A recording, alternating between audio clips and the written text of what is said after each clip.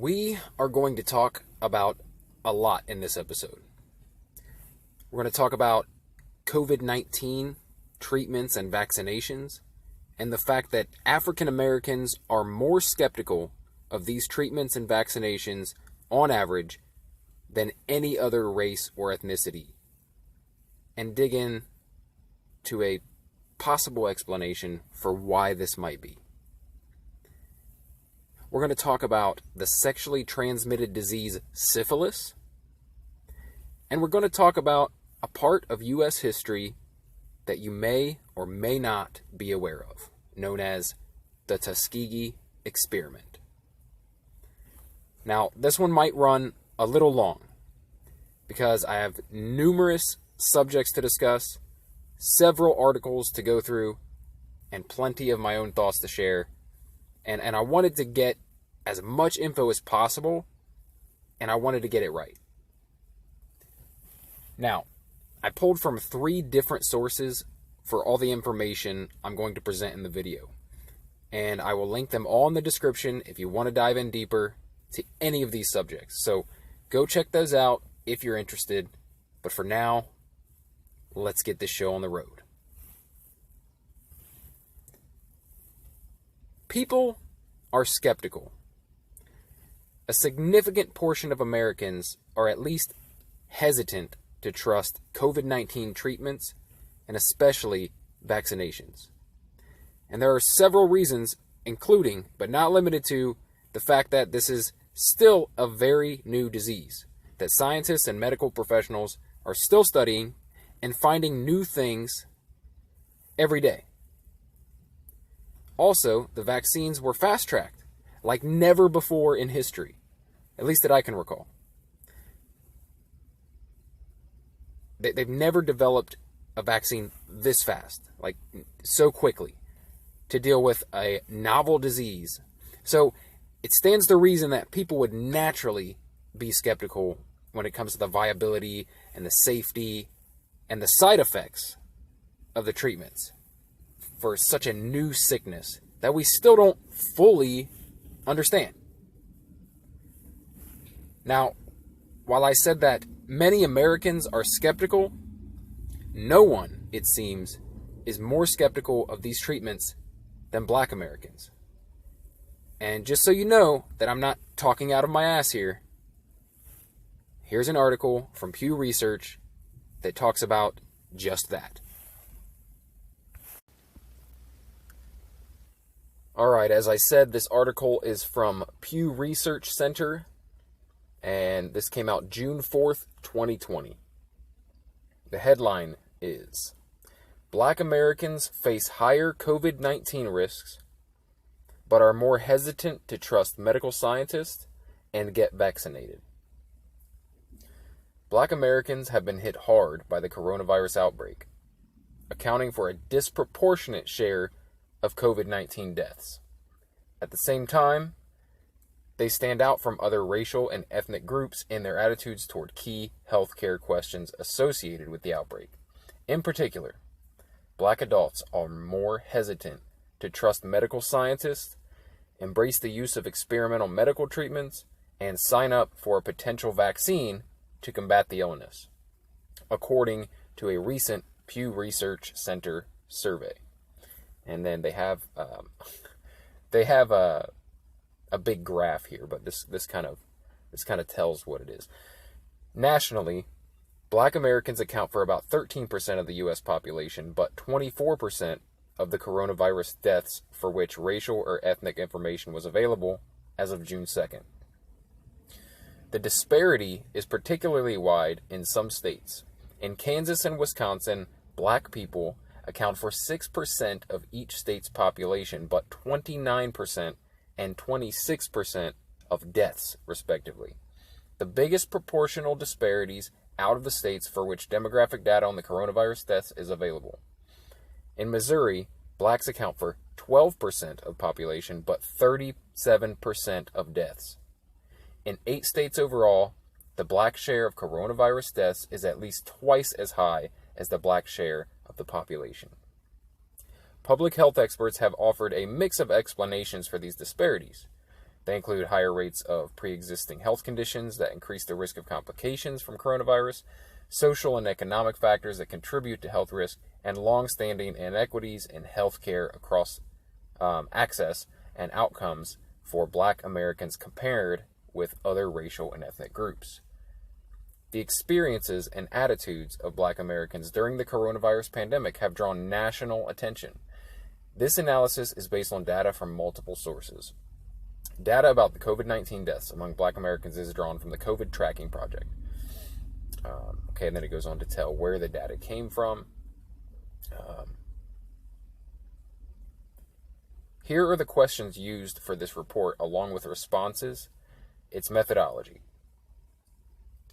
In the center's recent survey conducted April 29th to May 5th among 10,957 U.S. adults, around 7 in 10 Black adults, 71%, said public health officials like those at the Centers for Disease Control and Prevention are doing an excellent job or good job responding to coronavirus outbreak.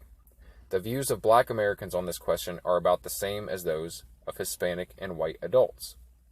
But when it comes to broader expectations and trust in medical researchers, Black adults are more wary. For example, 35% of Black Americans have a great deal of confidence in medical scientists to act in the public interest, compared with 43% of white adults. Similar patterns appear on other questions too.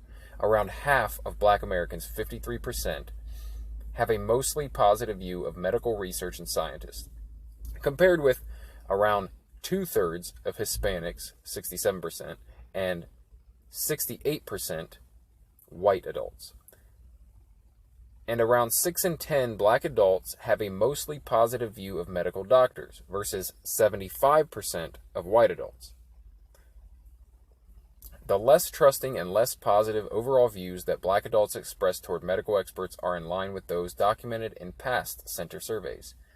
In January 2019 survey, for instance, Black Americans expressed more mixed views about the effects that science has had on society, and they were more likely than whites to say misconduct among medical experts is a big problem. In the more recent survey, Black adults also expressed more wariness than Hispanic and white adults about some forms of medical care, including expanding access to experimental drugs before clinical trials are completed, and is occurring now with the coronavirus patients. A 57% majority of Black adults say the risks of expanding experimental treatments outweigh the benefits, while 41% say the benefits outweigh the risks. Hispanic, 53%, and white adults, 63%. Are more likely than Black adults to say the benefits outweigh the risks.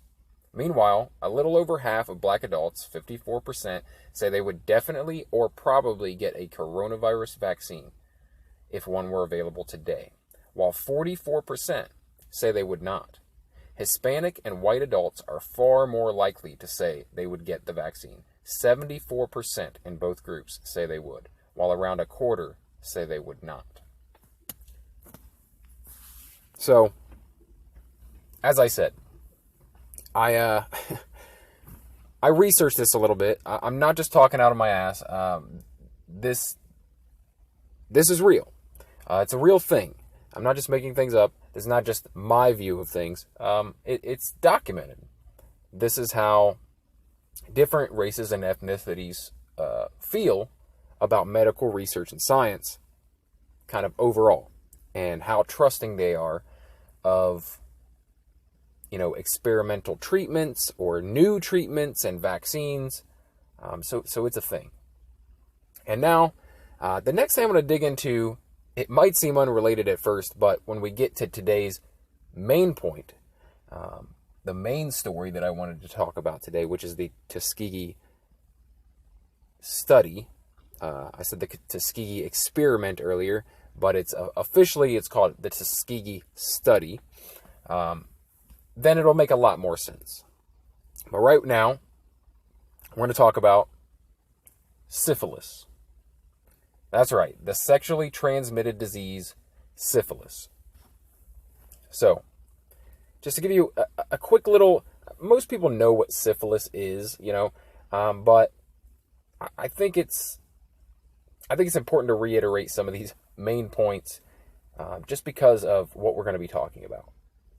So, syphilis is a bacterial infection usually spread by sexual contact that starts as a painless sore. Syphilis develops in stages, this is important, and symptoms vary with each stage. Now, the stages they have listed here, stage 1, 3 to 90 days after exposure, you get a sore. And that's basically it, and it can be painless, right? Stage 2, which happens 4 to 10 weeks after the initial infection, you get a body rash, which they say can also be not that big of a deal. It's a rash. It's kind of painless most of the time. Sometimes it's a little itchy. Otherwise, you're not seeing major health problems. But this is where it gets dangerous. This is where it gets wacky, okay? Stage 3 affects internal organs. Stage 3 sets in 3 to 15 years after initial infection. And I have a list here of kind of like what happens there. Stage 3, the final stage, can result in damage to the brain, nerves, eyes, and heart.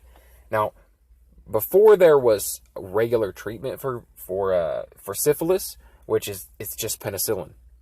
Regular antibiotics will clear up syphilis, no big deal. You go to your doctor, and it used to be you would have to get a shot or a series of shots. Nowadays, they just give you a Z-Pack. They give you a set of antibiotics to take, just like if you had, an upper respiratory infection or something like that, some sort of bacterial infection. Very easy to nip it in the bud. But before that, and people who don't get treatment, this was a big deal. Syphilis was a really big deal in history. If you go back before the discovery that penicillin could be used for syphilis, and before we even had antibiotics at all, it was a major reason for deaths. A lot of people were dying from syphilis. A lot of people, this is like, it'll be in later stages of life, right? They wouldn't even know they had it, and then something really bad would happen. They would have problems with their heart or with their lungs or other internal organs. Or some people even went fucking crazy. They developed problems in their brain and would have like psychotic breaks toward the end of life before it basically killed them. I believe Al Capone ended up dying from syphilis. Like, there is a lot of famous people who ended up the official, way that they died, the official reason for death on their death certificate is syphilis. This was like a pretty common disease that would eventually harm you very badly and lead to your death before it was easily treatable. So that's syphilis for you. And now we're going to get into what this episode is really all about, and that is the Tuskegee study.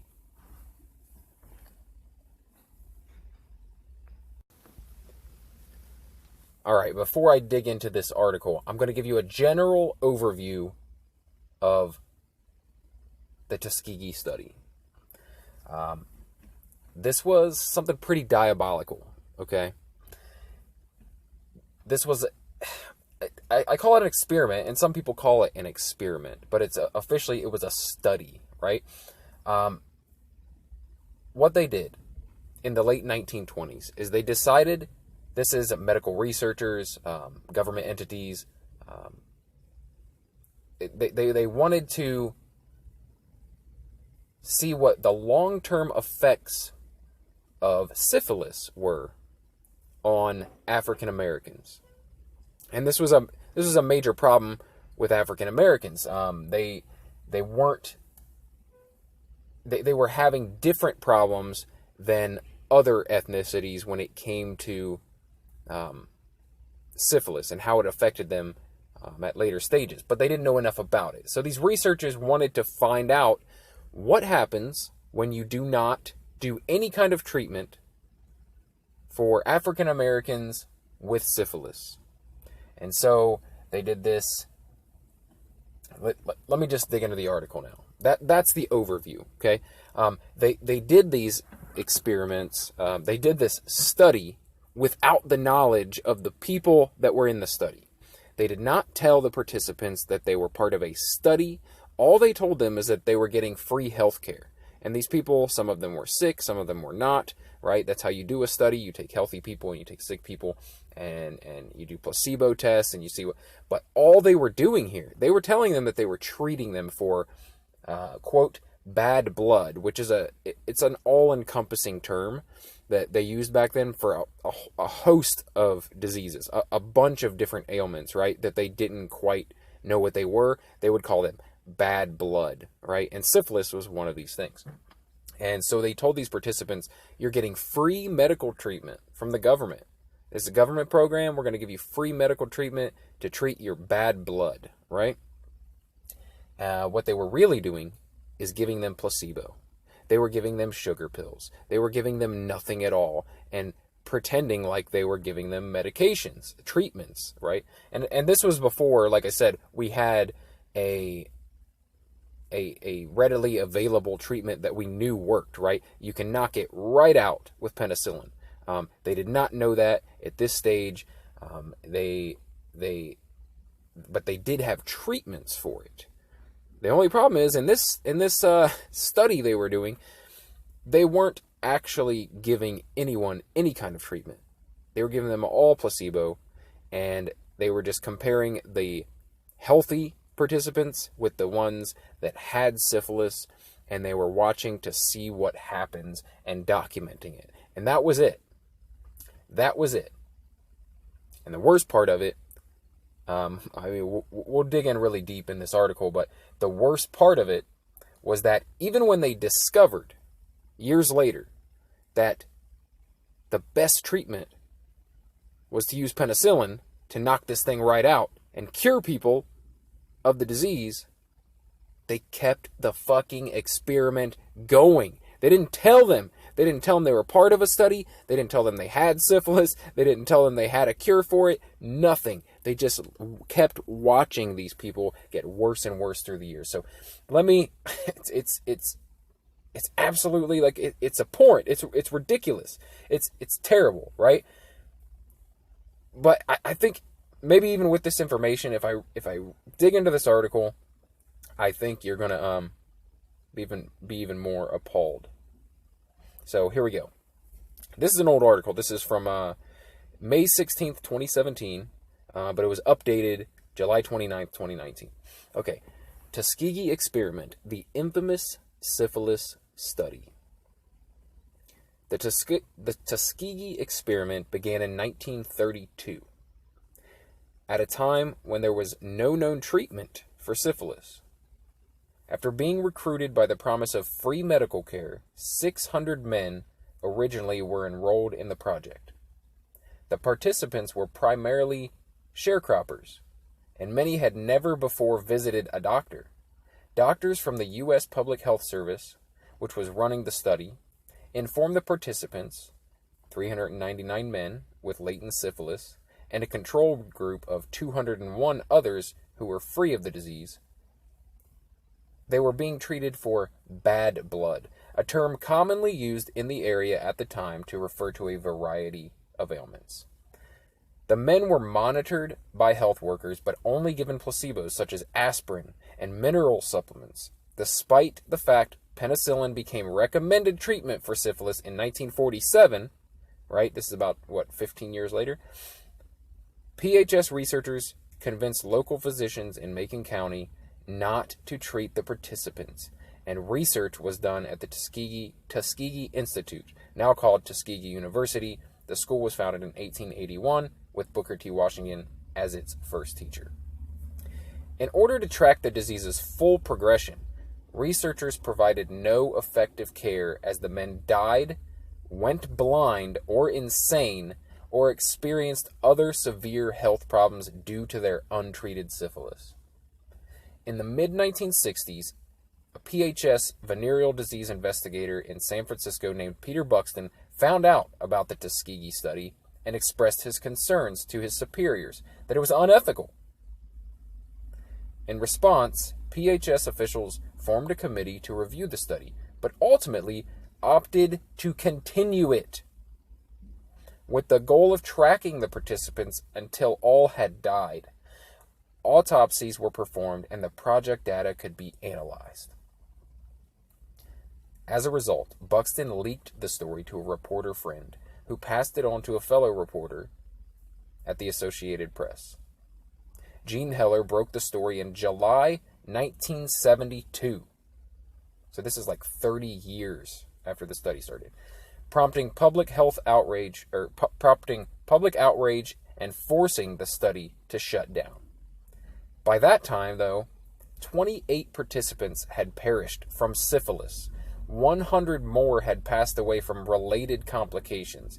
At least 40 spouses had been diagnosed with it, and the disease had been passed to 19 children at birth. In 1973, Congress held hearings on the Tuskegee experiments, and the following year, the study's surviving participants, along with their heirs and those who died, received a $10 million out-of-court settlement. Additionally, new guidelines were issued to protect human subjects in U.S. government-funded research projects. In 1947, the Nuremberg Code was established in response to Nazi physicians forcibly performing gruesome experiments on prisoners in concentration camps during World War II. The document set forth basic ethical principles for medical research involving human subjects, such as the requirement that a person must give informed consent before participating in an experiment. As a result of the Tuskegee experiment, many African Americans developed a lingering, deep mistrust for public health officials. In part to foster racial healing, President Clinton issued a 1997 apology stating the United States government did something that was wrong, deeply, profoundly, morally wrong. It is not only in remembering that shameful past that we can make amends and repair our nation, but it is in remembering that past that we can build a better present and future. During his apology, the president announced plans for the establishment of Tuskegee University's National Center for Bioethics in Research and Healthcare. The final study participant passed away in 2004. In 2010, President Barack Obama and other federal officials apologized for another unethical U.S.-sponsored medical study conducted decades earlier in Guatemala. In that study from 1946 to 1948, nearly 700 men and women, prisoners, soldiers, mental patients, were intentionally infected with syphilis. Hundreds more people were exposed to other STDs as part of the study, without their knowledge or consent. The purpose of the study was to determine whether penicillin could prevent, not just cure, syphilis infection. Some of those who became infected never received medical treatment. The results of the study, which took place with the cooperation of Guatemalan government officials, were never published. The American public health researcher in charge of the project, John Cutler, went to become a lead researcher in the Tuskegee experiments. So, that's it. That's the Tuskegee experiment, the Tuskegee study, and it's fucking terrible. I didn't know the details of this study. In fact, I heard from someone at some point that they had intentionally given these participants syphilis. Now, while I wouldn't put that past, obviously you can't put it past our government and these medical researchers to do these things. You can't put it past them because they did it in Guatemala, right? They're saying it right here. But I think where I got those mixed up is what it was. I think I got it mixed up. I thought the Tuskegee experiment was the one where they injected them with syphilis to see what would happen. And while it's not quite that diabolical, it's still supremely fucked up. It's still like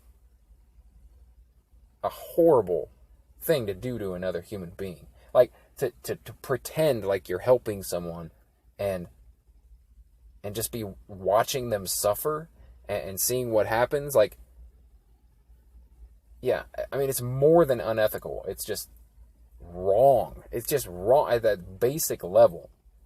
But yeah, I never knew the details of this, so I'm really glad I dug into it. This actually came as a suggestion from my wife. We were driving in the car one day, and she asked like if I knew about this, and I was like, yeah, I think I've heard of that. And she's like, well, that's what you should be talking about on the your daily podcast there. Maybe that's a subject you can do. And so I was like, all right, I'll look into it. I'll see if it's something I can bring to the podcast or bring to the YouTube channel. So thank you to my wife, Eva, for that suggestion, because I learned something, and I hope that some listeners, some viewers learned something new. Maybe there's some people who had never heard of this or didn't know the details of it, like me, that learned something today. So, yeah, that was my point, obviously, in bringing up the mistrust of medical research and government entities within the African American community, and how it's higher than any other racial or ethnic group. And yeah, fuck yeah. I mean, why wouldn't you be more mistrusting? It's common sense to be. Yeah, how could you not have a lingering mistrust when you may have heard about this or had this even passed down through generations of like, hey, you can't trust these people in power or these people who, are saying they want to help you because they might be doing something nefarious. Like, makes total sense to me. Total sense. So, I mean, that was on me to try to tie that together, this kind of recent story with something from the past, and hopefully it gelled well. Hopefully it made sense to put those things together, and I didn't just throw two random topics together for you guys. I hope that putting them together made it a better episode, but I'd love to hear what you guys think. Or, I didn't go into super detail on this. Maybe you have some stuff to share. Let me know. And let me know what you thought of this podcast, because I'm kind of inspired by Dan Cummins' Time Suck podcast. And I really like doing these kind of deeper dives into a subject. And I'm especially into history. So, that might be a thing going forward where I do kind of a historical deep dive on something. Maybe it'll just be once a week or something, but that's something I'd like to do, because I've always been interested in history, and I've always kind of had this thing where I wanted to someday teach history. I don't know if I would ever do that, but it's fun for me to dive into stuff that I don't know about, and I think it's cool if I can share that information with other people. So this might be a thing I keep going, if that's something that you guys are into. If not, I might still do it anyway, because that's kind of what I do on this channel. But if you enjoy this episode, please like it, please share it if you think it's important information. And if you like what I do here, what I do on this channel is I cover a random topic every day. A lot of times it's entertainment and pop culture related, but sometimes it's just thoughts on the current state of affairs in the world, politics, stories from my dysfunctional youth, different things. But I try to put out an episode every day. I'm not perfect, but most days I'm putting some content out there. If that's something you can vibe with, if you want something new in your feed every day, please subscribe to the YouTube channel or favorite or follow the podcast. And if you decide to do that, if you decide to stick around, then I will talk to you again tomorrow. Thanks.